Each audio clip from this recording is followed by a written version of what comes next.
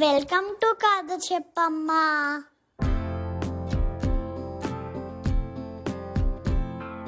సోమయ్య అనే రైతుకి కొద్దిపాటి పొలం ఉంది. పొలం గట్టు పైన 2 మామిడి మొక్కలు తెచ్చి నాటాడు. వాటి చుట్టూ కంచె వేసి రోజు నీళ్లు పోసి పెంచాడు. 2 మొక్కలు పెరిగి పెద్దవయ్యాయి. అందులో ఒక చెట్లన్నీ పూత పూసి కాపుకు సిద్ధమవుతున్నాయి. మనం కూడా ఇక పూత మొదలు పెడదాం అంది రెండవ చెట్టుతో. ఎందుకంత తొందర? పూత పూసాక కాయలు కాస్తాం. ఇక అప్పటి నుండి మనకి కష్టాలే. కర్రలతో రాళ్లతో అందరూ కొడుతుంటారు. కాసిన చెట్లకే రాళ్ళ దెబ్బ అనే సామెత తెలీదా నీకు? ఎందుకొచ్చిన బాధ? ఇలా ఏ పూత కాపు లేకుండా కాలం గడిపేస్తే మన జోలికి ఎవ్వరూ రారు అంది రెండవ చెట్టు. చాలే ఆపు. ఎవరి పని వారు చేసుకుపోతేనే విలువ, గౌరవం. మంచి గాలిని నీడని ఇవ్వడం, కాయలు కాయడం, పళ్ళు ఇవ్వడం మన బాధ్యత. అది మరచిపోయి ఇలా మోడులా బ్రతకటం నా వల్ల కాదు. నా పని నేను చేస్తాను, ఆపై నీ ఇష్టం అంది మొదటి చెట్టు. ఓసి పిచ్చిదానా, కోరి కష్టాలు తెచ్చుకుంటున్నావు. నీ కర్మ అనుభవించు అంది బద్ధకం నేర్చిన చెట్టు. రోజులు గడుస్తున్నాయి.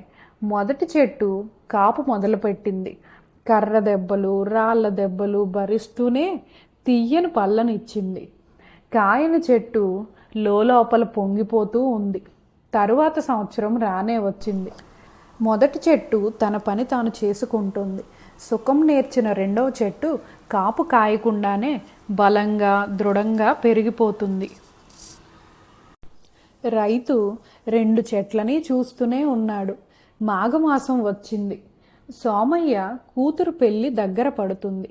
పెళ్లి వంటలకి కర్రల కోసం ఏం చేయాలా అని ఆలోచిస్తున్న సోమయ్యకు కాపుకాయను మామిడి చెట్టు గుర్తుకు వచ్చింది. మరుసటి రోజు ఉదయాన్నే గొడ్డలి పట్టుకొని పొలానికి వెళ్ళి చెట్టును కొట్టడం మొదలుపెట్టాడు. తనను నరకపోయేసరికి భయం మొదలై బాధ్యత మరిచిపోయి బ్రతికిన తనకి వచ్చిన కష్టమేమిటో తెలిసింది ఆ చెట్టుకి. నేస్తమా, ఎవరి పని వారు చేసుకుంటే గౌరవం అని నువ్వు చెప్పిన మాటలు వినలేదు. ఇప్పుడు నా బ్రతుకే ముగిసిపోతుంది. చిన్న చిన్న బాధలకు భయపడి బాధ్యత మర్చిపోతే నా అలా కష్టాలు పడవలసిందే అంటూ చూస్తుండగానే నేలకు ఒరిగింది కాపు లేని చెట్టు. మౌనంగా చూస్తూ నిలబడింది బాధ్యత ఎరిగిన చెట్టు.